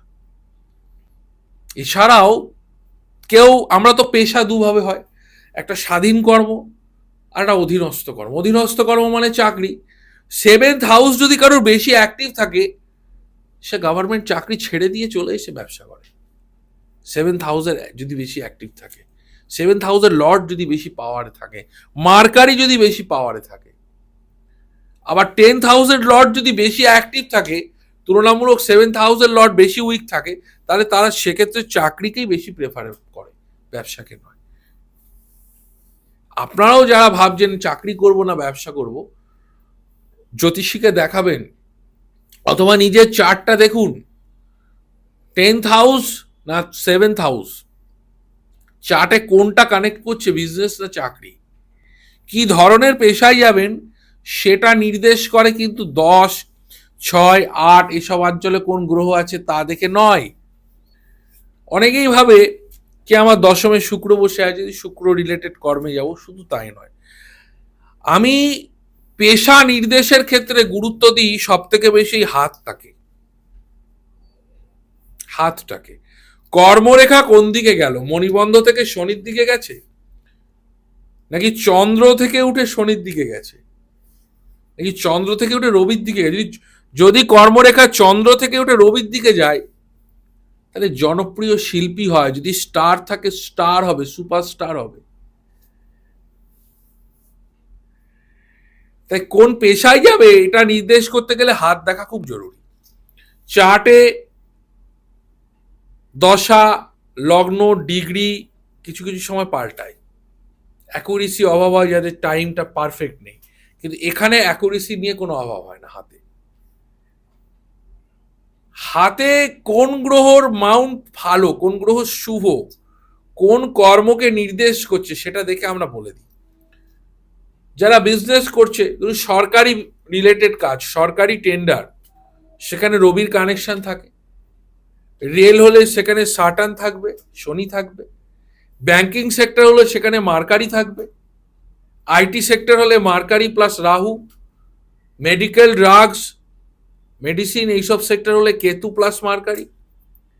আবার যদি ডক্টর হওয়ার কথা ভাবা যায়, কেউ ডাক্তার হতে চাইছে, তাহলে সেখানে রবি শনি যোগ। ভেনাস বৈদ্য, মানে শুক্র হচ্ছে বৈদ্য। আবার যদি কর্মকে শুক্রই নির্দেশ করে, তাহলে আর্টিস্টিক কাজ, গান বাজনা, অ্যাক্টিং, লাক্সারি কাজ, শৌখিন কাজ। ঈশ্বর যে কর্মের জন্য পাঠিয়েছে সেই কর্ম করলেই সাফল্য। আমি তোমাকে বলি, তোমার চার্ট আমি দেখেছি কৌশিক, অনেক আগে, অনেক আগে। 2 বছর আগেই দেখেছিলাম। বৃষ রাশি সম্ভবত তোমার, হুম। শুক্র বসে রয়েছে বৃষ রাশিতেই সম্ভবত। এবং আমি বলেছিলাম তোমাকে যে শুক্র কি করে। শুক্র হচ্ছে এই লাইট, এই যে লাইটে আমরা বসে আছি না, এই লাইট, জনপ্রিয়তা, দর্শক তোমায় ভালোবাসছে, দর্শক তোমার কথা শুনতে বসছে, ভেনাস লাগবেই। রজনীকান্ত দেখতে খুব একটা সুন্দর না, কালো, কিন্তু তার সিনেমা রিলিজ হলে হলে তালা পড়ে যেত, ভেনাস। শুক্র যদি ভালো থাকে না, তাহলে কালচারাল, এই লাইট, ক্যামেরা তোমাকে টানবেই, আর তুমি ওখানে গেলে সাকসেস হবেই। যারা ইনফ্লুয়েন্সার, ব্লগার, ইউটিউবার, যারা নিজের ফেসকে দেখায়, শো করে, ভেনাসের কানেকশন না থাকলে তাদের চ্যানেল গ্রো করবে না। রাহু চ্যানেলকে বাড়িয়ে দিতে পারে, কিন্তু এই লাইনে পপুলার হতে গেলে ভেনাসকে লাগবেই। ভেনাস জনপ্রিয়তা, আকর্ষণ। পেট্রোল পাম্পের ব্যবসা করবে, খনিজ দ্রব্যের ব্যবসা করবে, সাটান লাগবেই। যে কোনো 2 নম্বরই ব্যবসা, বেটিং করছে, অনলাইন বেটিং 2 নম্বরই, ফটকা রোজগার, লটারির রোজগার, এইগুলো সব রাহু কানেকশন। রাহু এবং শনিকেও লাগে। শনিকে না হলে এরা এইসব করতে গিয়ে মারা যায়, 2 নম্বরই কাজ করতে গিয়ে জেল খাটে, মারা যায়। অষ্টম আর শনি যদি কানেকশন না দেয়, 2 নম্বরই রোজগার করবে, জেলে জীবন কাটাতে হবে। 2 নম্বরই রোজগার করতে গিয়ে শত্রুতায় মারা যাবে, 6 কানেকশন খারাপ হয়ে গেলে। যারা 2 নম্বরই ব্যবসা করেন, 6 মঙ্গল 6 রাহু স্ট্রং ভাবে না থাকলে 2 নম্বরই ব্যবসা করাই উচিত না। আমাদের কাছে তো সব রকম লোক আসে, সমস্ত রকম। কয়লা নিয়ে কারবার করে, তাহলে শনিকে লাগবে। কর্ম বিচারটা খুব ইম্পর্টেন্ট বিচার। কর্ম নিয়ে আলোচনা করলে আলোচনার কোনো শেষ হবে না। বৃহস্পতি থাকলে গুরুগিরি করবে। বৃহস্পতি যদি লগ্নকে দেখে, সপ্তমে বসে লগ্নকে দেখে, লগ্নে থাকে, দশমে থাকে, পেশার ঘরে, বলবান বৃহস্পতি গুরুগিরি করবে, অ্যাডভাইস দেবে। শনির সাথে কেতুর কানেকশন, শনি কেতু কানেকশন বার্থ চার্টে, মা কালী, মা তারা, শিবের বেশি ভক্ত হয় এরা, অথবা মা মনসা, মানে আমি আমাদের হিন্দুদের মধ্যে বলছি। শনি কেতু কানেকশন যদি থাকে, কর্মজীবনে সমস্যা হবেই। যদি একটা স্টারে থাকে, শনি কেতু একই নক্ষত্রে থাকে, কর্মে সমস্যা হবেই। একটা স্টারে কোনো যোগ হয়ে গেলে তখন সমস্যা হয়। দাদা, বর্তমানে যারা প্রেম করছে বা বাবা মা যারা অ্যারেঞ্জ ম্যারেজ করছে, তো তাদেরও তো অনেক সময় তুমি চার্ট দেখো এবং সব ডিটেলস তুমি বানিয়ে দাও, জোটক বিচার যেটাকে বলা হয়, তো সেই ব্যাপারে একটু রাখবে। আমি জটক বিচার করতে 1 মাস সময় নিই, পুরো 1 মাস, এর নিচে হয় না। একটা অ্যাপে ফেললাম, date of birth, time, marriage matching মারলাম, টাক করে দেখলাম 25 গুণ মিলে গেল, বিয়ে করে নিলাম, ডিভোর্স হয়ে গেল। 32 গুণ দেখলাম, রাজজোটক হয়ে গেল, ডিভোর্স হয়ে গেল। ও সব কাজ আমরা করি না। আমরা শিখেছি কুষ্টির সঙ্গে কুষ্টি মেলাতে। শুধু একটা কথা মেনে নিলাম, তারাকুট মেলালাম, বস্যকুট মেলালাম, জনিকুট মেলালাম, গ্রহমৈত্রীকুট মেলালাম, বিশেষত নারীকুটকে দেখলাম, নারীকুট মিলে গেল, গণকুট, স্বগণে বিবাহ হয়, সব মিললো, ভালোভাবে মিললো, তাও বিবাহ ভেঙে গেল কেন? ওয়াই? এর অনেক কারণ আছে। প্রথমত বলি, এই চ্যানেলে বলি, আমি সব সময় দ্বিতীয় মঙ্গলের অবস্থানকে মাঙ্গলিক ধরি। আমার সাথে 99% জ্যোতিষী একমত হবে না। দ্বিতীয় মঙ্গলকে মাঙ্গলিক ধরি, যে সেই মাঙ্গলিকের ফলটা খুব খারাপ। আমি দেখেছি প্রচুর কুষ্টি ঘেটে, শুধু 1, 4, 7, 8, 12তে মাঙ্গলিক হয় না, দ্বিতীয় মঙ্গল থাকলেও মাঙ্গলিক হয়। তাহলে মাঙ্গলিককে যেমন দেখতে হয় বিয়ে করতে গেলে, পাত্রের 4th হাউসকে দেখতে হবে। ধরুন আমি পাত্রীর জ্যোতিষী, আমার ক্লায়েন্ট কারোর সঙ্গে জোটক করতে দিয়েছে, তা যার বাড়িতে যাবে তার 4th হাউস বিচার করতে হবে, তার বাড়ি 3rd এবং 4th, পরিবেশ এবং বাড়ি গৃহ, বাস্তুটা ড্যামেজ ছেলেটির চার্টে, সুখে কি করে থাকবে। এবং তার 6th এবং লগ্ন, লগ্ন যদি কোনো ছেলের দুর্বল হয়, কোনো পুরুষের, কি জোটক মিলিয়ে কি করব, লগ্ন দুর্বল মানে শরীর দুর্বল, শরীর স্বাস্থ্য রোগে ভুগবে, একটা দুর্বল পুরুষ সে রোগগ্রস্ত হবে। নারীদের ক্ষেত্রেও তাই, একজন পুরুষ বিয়ে করছে একটা নারীকে, পুরুষের এমন কানেকশন যদি দেখা যায় সপ্তমপতি ষষ্ঠে আছে কোনো পুরুষের, বিয়ের পরে স্ত্রীর স্বাস্থ্যের জন্য ব্যয় করতে হয়। বহু ক্ষেত্রে কেতু সপ্তমে খারাপ স্টার পেলেও হবে, স্ত্রীর অর্থতে স্বামীর অর্থ ব্যয় হয়ে যাবে স্ত্রীর স্বাস্থ্যের জন্য। এগুলো দেখতে হয়, দশা দেখতে হয়, দুজনের দশা মিলছে কিনা। রাহুকে দেখতে হয়, রাহু শ্বশুর বাড়িকে ইন্ডিকেট করে। ভাবকে দেখো, ভাব কারককে দেখো, ঘটাচ্ছে যে গ্রহটা সেই অনুঘটককে দেখো, মঙ্গলকে দেখো, শুক্রকে দেখো। সন্তানকে বিচার করতে হয়, পঞ্চম ভাবকে, নবম ভাব বিচার করতে হয়, শুক্রর বলবত্তা বিচার করতে হয়, তার স্পাম কতটা, তার দাম্পত্য সম্পর্কের ঐক্য কতটা, চরিত্র বিচার করতে হয়। আমি রাজজটক দেখে দিয়ে দিলাম, পাত্রের চরিত্র ভালো না, পাত্রীর চরিত্র ভালো না, আমার ক্লায়েন্ট আমায় তো এসে বলবেই আপনার কথায় বিয়ে শুনে কেন ডিভোর্স হয়ে গেল। শুক্র চন্দ্র যোগ নারীর কুষ্টিতে, শুক্র চন্দ্রের সাথে রাহুর কানেকশন মহিলা পুরুষের কুষ্টি, রবির সাথে রাহুর কানেকশন মাল্টি অ্যাফেয়ার আনবেই। এই ক্ষেত্রে এই ধরনের যোগ থাকা জাতক জাতিকাকে বিবাহ করতে হয়। বিবাহ বিচারের ক্ষেত্রে এগুলোকে পুঙ্খানুপুঙ্খভাবে দেখতে হয়, বর্ষফলকে দেখতে হয়। নবাংশ, সবাই নবাংশ নবাংশ করে, শুধু নবাংশ দেখলে বিবাহ হবে না।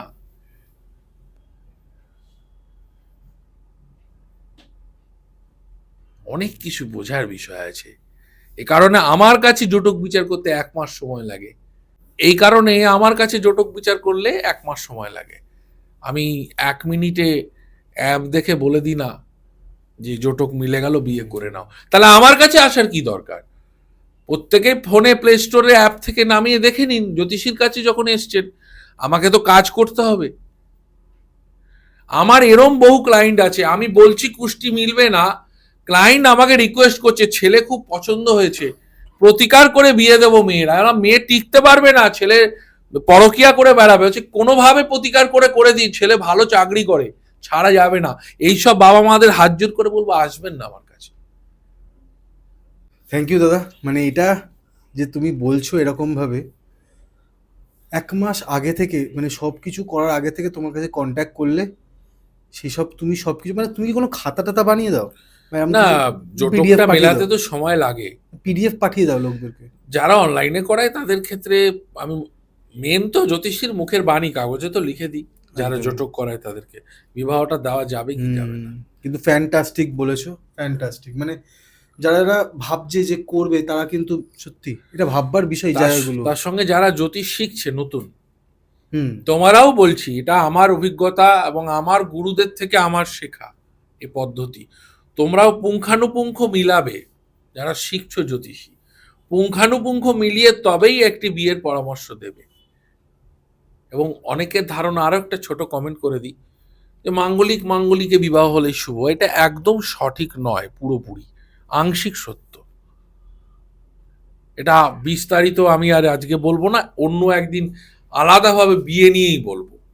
ঠিক ঠিক। দাদা তুমি একসময় একটু ভূত খুঁজতে বেরোতো, যেটা পাতি কথা আমি বলবো, যেটা প্যারানরমাল ইনভেস্টিগেশন করতে। আজকেও আমার আগ্রহ, অত্যন্ত আগ্রহের জায়গা আমার। কিন্তু এখন তো কাজের চাপ বেড়ে গেছে, এত কাজের চাপে যাওয়া হয় খুব কম, কিন্তু যাওয়া হয়।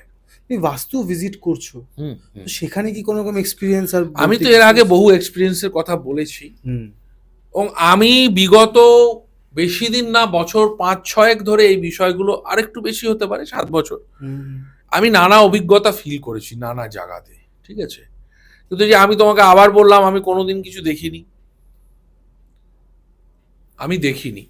এবং আমি যখন বিভিন্ন রকম যারা কালা জাদু নিয়ে প্র্যাকটিস করে বা যারা প্যারানর্মাল রিসার্চ করে, আমার অনেক বন্ধু আছে, তাদের থেকে অনেক বিষয়, অনেক কথা শুনেছি, জেনেছি, তাদের যে ভাবনা চিন্তা সেগুলো শুনেছি। শুধু আমার সাদা মনে অনেক দিনের অনেক প্রশ্নের উত্তর আমি আজও পাইনি। এবং আজকের দিনে গিয়ে আমার তো আগামী দিন আরো সময় কাটবে, আরো অভিজ্ঞতা বাড়বে এবং আরো বিভিন্ন জিনিসের সম্মুখীন হব, তখন আরো বড়ভাবে ডিসিশনে আসবো। এখন একটা ডিসিশনে আমি এসেছি, এটা আমার ব্যক্তিগত, যে অদৃশ্য কোনো শক্তি থাকতেই পারে আমাদের এই অল্প আয়ুষ্কালে, আমরা তাকে নস্যাৎ করে দিচ্ছি না, কিন্তু মানুষ মরে গিয়ে ভূত হচ্ছে এবং সেই আত্মা প্রতিশোধ নিতে পারছে না, অথচ সেই আত্মাকে দেখে আমরা ভয় পাচ্ছি। এই জিনিস, এই ধারণাটা ঠিক নয়। তুমি ভাবো না, তিলোত্তমা মারা গেল, হুম যদি ওর আত্মাটা এই তথাকথিত মানুষের কথায় ভূতই হলো বা প্রেত আত্মাই হলো, তাহলে তো ওর আত্মাটাই প্রতিশোধ নিয়ে নিত, নিত কিনা।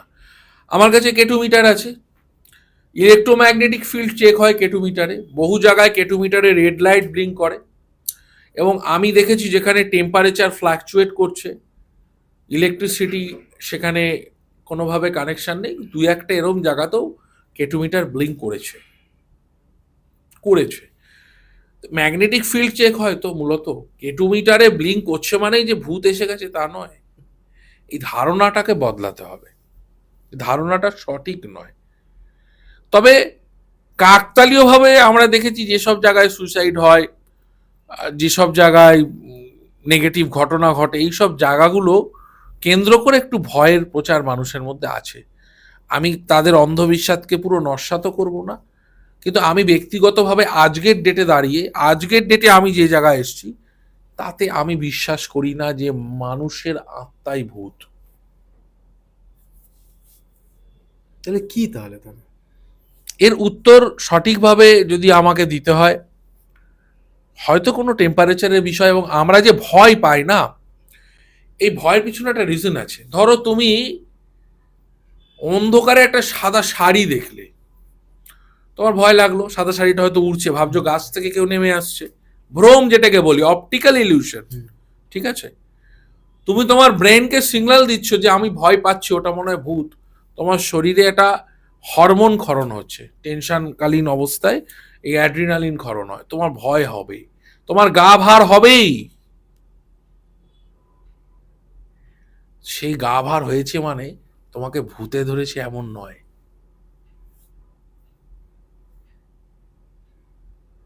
আমি জানি না সবাই একমত হবে কি না আমার সাথে, তবে আমি তন্ত্রের প্রচুর কাজ করেছি। শ্মশানে যে অভিচার ক্রিয়াগুলো হয়, যারা কাজ করে, এবং একটা সময় এই বিষয়গুলো নিয়ে গুরুগৃহে দেখো সব রকমই চর্চা হতো, তো যারা গুরু গিয়ে শিখেছে, ভালো খারাপ সব রকমই চর্চা হয়েছে, শিখেছি। কিন্তু জীবনে এখনো অবধি ভূত কখনো এসে চোখের সামনে দাঁড়ায়নি, তথাকথিত ভূত, সরল ভাষায় বলি। আমি এই মুহূর্তে ওই ধরনের অস্তিত্বকে যেহেতু দেখিনি চোখে, এবং প্রতিটা ঘটনার পিছনে একটা সায়েন্টিফিক ভাবনা এবং সায়েন্টিফিক একটা ব্যাখ্যা পেয়ে গেছি, তো যেখানে সায়েন্টিফিক ব্যাখ্যা পাবো না সেটাকে নিয়ে আমায় ভাবতে হবে, রিসার্চ করতে হবে। কিন্তু যেখানে আমি সায়েন্টিফিক ব্যাখ্যা পাচ্ছি যে কেন গা ভার হচ্ছে, কেন ভয় পাচ্ছি, টোটালটা ইলিউশনের কারণে। অনেকে হ্যালোসিনেশন করে এই বিষয়ের কারণে। তো এই বিষয়ে যদি বলা যায়, সেক্ষেত্রে প্রেত বা ভূত অস্তিত্ব আমি পার্সোনালি বিশ্বাস আর করি না। আর তুমি তো এত বাস্তু ভিজিটে যাচ্ছ, তো সেখানকার মানুষ যদি বলে থাকে যে এখানে উম, ভূত আছে বা ভূতের আমি পেশেন্স পাচ্ছি বা এখানে আমাকে প্রবলেম দিচ্ছে তারা, তুমি সেখানে কি করো? দেখো, বাস্তুটাকে আগে বুঝতে হবে। বাস্তুতে কিছু জিনিস নিষিদ্ধ আছে ডিরেক্টলি। আমরা শুধু ভাবি বাস্তুতে উত্তর পূর্বে একটা বাড়ি হয়ে গেল, বাড়ির ঠাকুর ঘর হয়ে গেল, দক্ষিণ পূর্বে ঠাকুর ঘর হয়ে গেল, শুভ সব কিছু। ওভাবে বাস্তু হয় না। পূর্ব পশ্চিমে জমি যদি লম্বাটে জমি হয়, বাস্তু মতে ত্রুটিযুক্ত, ঠিক হয় না ওই বাস্তু। ও বাস্তু খারাপ হবেই। ওইসব বাস্তুতে তুমি নানা রকম লো এনার্জি পাবে, টেম্পারেচার কম হয়। এনার্জির খেলা তো, সবটা এনার্জির খেলা। তারপর আমাকে আজকে না কালকেও একজন ফোন করেছে, ওনাদের বাড়ি, আমি জিজ্ঞেস করলাম যে আপনার বাড়ির আশেপাশে শ্মশান থাকবে? হ্যাঁ, শ্মশানের মধ্যেই আমার বাড়ি, শ্মশানের উপরে ওনার বাড়ি। ভাবতে পারছো? তাহলে যার বাড়ি শ্মশানের উপরে, বাস্তুশাস্ত্রে নিষিদ্ধ আছে। যেখানে শ্মশান ছিল, কবরস্থান ছিল, সেখানে গৃহ নির্মাণ করা যাবে না। জলা জমিতে গৃহ নির্মাণ করা যাবে না। যে জমিতে বট, অসত্য, তাল এইসব বৃক্ষ হয়, সেই সব জমিতে গৃহ নির্মাণ করা যাবে না। আগে পুকুর ছিল, বুঝিয়ে দেওয়া হয়েছে গৃহ নির্মাণের জন্য যোগ্য নয়। কোন জঙ্গল জমি মন্দির, বলা হয় যেটা। পোড়ো বাড়ি ভেঙে গৃহ নির্মাণ করা হলো, সেই বাস্তুটা বাস্তু মতে সেখানে থাকার বসবাস যোগ্য নয়। জমি ঢাল ইম্পর্টেন্ট। উত্তরের জমি ঢাল হলে কি হবে, দক্ষিণে ঢাল হলে কি হবে, পশ্চিমে ঢাল হলে কি হবে, এগুলো খুব জরুরি। ল্যান্ডের ইতিহাস জরুরি। বাস্তু কত রকমের ভ্যারাইটি রয়েছে জানো বাস্তুতে? বাস্তু মানে পরিবেশ। পশ্চিমবঙ্গের বাস্তু মৌসুমী জলবায়ু। আমাদের যত বাস্তুর বই আছে, গ্রন্থ আছে, সেই সব গ্রন্থে কি বলা? সেই সব গ্রন্থে বলা আছে উত্তর পূর্ব কোণ হচ্ছে ঈশান কোণ। আমি বলছি দক্ষিণ পূর্ব কোণ ঈশান কোণ। কারণ ঈশান কোণ গণনা যারা করতে পারে না, তারাই বলে উত্তর পূর্ব কি ঈশান কোণ। গণনাটা শিখুন আগে। আগে ঈশান কোণ গণনা শিখুন, তারপরে ঈশান কোণ বলবেন। ঈশান কোণ উত্তর পূর্বে ছিল 5000 বছর আগে। 960 বছর বাদে বাদে একটি যুগ পাল্টে যায়। 72 বছরে বিষুব বিন্দু 1 ডিগ্রি করে সরতে থাকে। নৈঋত কোণের কোণটাকে কেন নৈঋতি বলা হলো, অন্য কোনো নাম দেওয়া হলো না কেন? আগে এটা বুঝবেন, এটা জানতে হবে। পশ্চিমবঙ্গে দক্ষিণ দিকে জানলা অত্যন্ত শুভ, বিহারে শুভ নয়। আবার পশ্চিমবঙ্গের পুরুলিয়ার একটা অংশে দক্ষিণ দিকে জানলা শুভ নয়। হরিয়ানায় চলে গেলে দক্ষিণ দিকে জানলা অশুভ, পশ্চিমবঙ্গে শুভ। মৌসুমী জলবায়ু পশ্চিমবঙ্গে 6টা ঋতু পাই আমরা। দক্ষিণ থেকে উত্তরে বায়ু প্রবাহিত হয়। লালমাটির বাঁকুড়া পুরুলিয়ার বাস্তু আমাদের কলকাতা অঞ্চলের বাস্তু আলাদা, তার মাটি আলাদা, তার বৈচিত্র্য আলাদা, তার মাটি পরীক্ষার পদ্ধতি আলাদা। আবার যে লোকটা দার্জিলিং এ থাকে, তার বাস্তুর বিচার আলাদা। পাহাড়ি অঞ্চলে বাস্তুর বিচার আলাদা।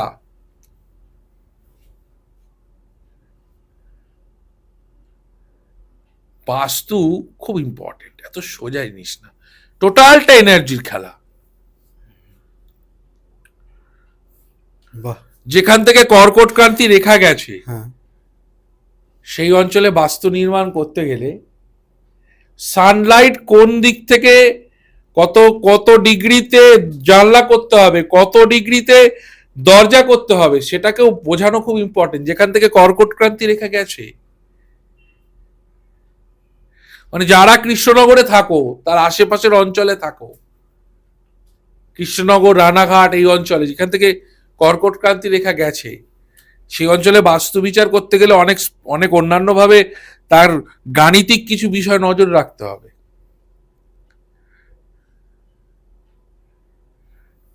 ফার্স্ট সাবজেক্ট, এত ইজি না। ঠিক। দাদা, আশা করবো তুমি বাস্তুটা কি তুমি পুরোপুরি তোমার মতো করে তুমি রেখেছো। কিন্তু দেখো, এখানে তো অনেক মানুষ আছে যারা দেখে চাইছে যে না, আমি একটু শিখি, এই অ্যাস্ট্রোলজি ব্যাপারটা বা বাস্তু ব্যাপারটা আমি শিখি। তো তুমি কি সেরকম একটা পরিষেবা আগের একটা পডকাস্টে বা কয়েকটা পডকাস্টে তুমি বলেছো, তো সেটাও যদি তুমি একটু বলে দাও যে তোমাদের প্রসেস কেমন, কিভাবে তোমরা শেখাও, একটু যদি বলো। আমার ক্লাস চলছে কল্যাণীতে, ক্লাস চলছে ডানলপে, হুম। Astrology class. এখানে অ্যাস্ট্রোলজি, পালমিস্ট্রি, বাস্তু সবটাই শেখানো হয়, এভরিথিং। বাস্তুটা সবাই শিখতে পারবে, অ্যাস্ট্রোলজি অনলি ফর বিগিনার্স। এবার তুমি বলতে পারো কেন বাস্তুটা বিগিনার্সদের জন্য নয়, সবাই শিখবে? বিকজ আমি চাই, অ্যাস্ট্রোলজি অনেক ইনস্টিটিউশন আছে, অ্যাকুরেট বড় বড় গুরু আছে, আমার থেকে অনেক এক্সপিরিয়েন্সরা আছে, তারা টিচাররা শেখায়, অ্যাকুরেট শেখায়। আমিও শেখাই, আমি যেটুকু জানি অল্প বিদ্যা আমার তা দিয়েই শেখাই। কিন্তু বাস্তুটা দক্ষিণ পূর্ব কোণ কেন ঈশান কোণ, এর লজিক কি, সূর্যের অয়নচলন তত্ত্ব, সূর্যের বিষুব মিলন তত্ত্ব সহ বাস্তুর যে ব্যাখ্যা, অনেক কিছু কারেকশন করতে হয় সময় চলে গেলে। সে কারেকশনগুলো করে একটা জায়গায় দাঁড় করানো, এটার জন্য আমি চাইবো যারা বাস্তু এক্সপার্ট মনে করছেন আপডেট হবেন, তারা বাস্তুতে আসতে পারেন, ওয়েলকাম। কিন্তু পরাশর মুনির বিখ্যাত কথা এবং আমার গুরুর কথা অনুযায়ী অ্যাস্ট্রোলজি আমি বিগিনার্স ছাড়া শেখাই না, অন্য গুরুর ছাত্রকে আমি জ্যোতিষ শেখাবো না, তারা আসবেনও না আমার কাছে। কেন? নিজের গুরুকে সম্মান করুন, গুরুকে সম্মান না করলে শিক্ষা সম্পন্ন হয় না। আমিও যেরকম আমার গুরুদের সম্মান করি, সেরকম যে কোনো এক গুরুর হাত ধরে শিখুন, আগে গুরু নির্বাচন করুন, করে শিখুন। বিগিনার্সরা আসুন, যারা একদম নতুন শিখবেন। না, তুমি একটা ছেলে বা মেয়ে যদি তোমার কাছে যায়, সে একদম কম্প্যাক্ট হয়ে বেরোবে। আমি আমার যথাসাধ্য চেষ্টা করব। আর তুমি কি ওখানকার টিচার? আমি শেখাই, নিউমোলজির আলাদা টিচার রয়েছে, ওকে। অ্যাস্ট্রোলজিটা আমি শেখাই, বাস্তুটা তো আমিই শেখাই। সপ্তাহে কদিন করে ক্লাস? একদিন, 1 days। আর কতদিনের কোর্স যদি একটু বলো। কোর্স বেসিক, দেখো অ্যাকচুয়ালি অ্যাস্ট্রোলজি বেসিক অ্যাডভান্স এগুলো আমরা তৈরি করেছি, এগুলো কিছু হয় না, এটা চর্চার সাবজেক্ট, দীর্ঘ চর্চা। তবুও বেসিক কেন বলছি, বেসিক মানে একটা চার্টকে দেখে ইনস্ট্যান্ট 50টা অ্যাকুরেট প্রেডিকশন যেন করতে পারে। 50টা? হ্যাঁ, 50টা, সেটা সেইভাবে বেসিকটা শেখানো হয়। অ্যাডভান্স হচ্ছে বিচারটাকে আরো সূক্ষ্মভাবে করা। এবার এগুলো আমরা বানিয়েছি, মানে জ্যোতিষের বহু কিছু আছে, তার মধ্যে কিছু কিছু বিচার পদ্ধতিতে একত্রিত করে একটা সিলেবাস তৈরি করেছি, যেটাকে আমরা বেসিক বলছি, আর কিছুই না। বাহ, থ্যাংক ইউ সো মাচ দাদা, আজকে আমাদেরকে এত সুন্দর একটা পডকাস্ট দেওয়ার জন্য। আর তোমার যদি কোনো কথা বাকি থেকে থাকে, তুমি দর্শকদের সামনে রাখতে পারো। আমি প্রথমেই দর্শকদেরকে বলবো, এবং আমি কৌশিক তোমাকেও বলবো, আমার ভিডিওর মাঝখানে যদি এই কথাটা একটু চালাতে পারো, সেটা হচ্ছে, অনেকেই ফোন করেন, আমার কোনো পার্সোনাল অ্যাসিস্ট্যান্ট নেই, আমি একাই নিজেই ফোনটা ধরবার চেষ্টা করি। অনেক সময় অনেকে ফোনে পান না, তাদের কাছে আন্তরিকভাবে দুঃখ প্রকাশ করছি। আমাকে কাইন্ডলি হোয়াটসঅ্যাপে একটা হাই পিং করে দেবেন, সেখানেই দেখতে পাবেন আমার অ্যাড্রেস, আমার কিভাবে দেখাবেন, আমার ভিজিট, চেম্বার সব ওখানে বলা থাকবে। যাদের সাথে কথা বলতে পারছি তারা তো পারছেন, যাদের হয়তো ফোন ধরতে পারছি না, তারা আমাকে হোয়াটসঅ্যাপে অবশ্যই যোগাযোগ করবেন। আমাকে যারা দেখাতে চান তারা অবশ্যই আমি রিপ্লাই করব। সকলে ভালো থাকুন, খুব ভালো থাকুন, সকলের খুব ভালো কাটুক, আর গুরুকে শ্রদ্ধা করুন, ঈশ্বরে ভক্তি করুন। নমস্কার। আর আমি আপনাদের হোস্ট কৌশিক সেন, আজকে আমাদের গেস্ট প্রায় 2.5 মাস পর সূর্যদা, এবং ক্যামেরার পেছনে অ্যাজ ইউজুয়াল কিংশুক সেন। নমস্কার। নমস্কার দাদা। নমস্কার।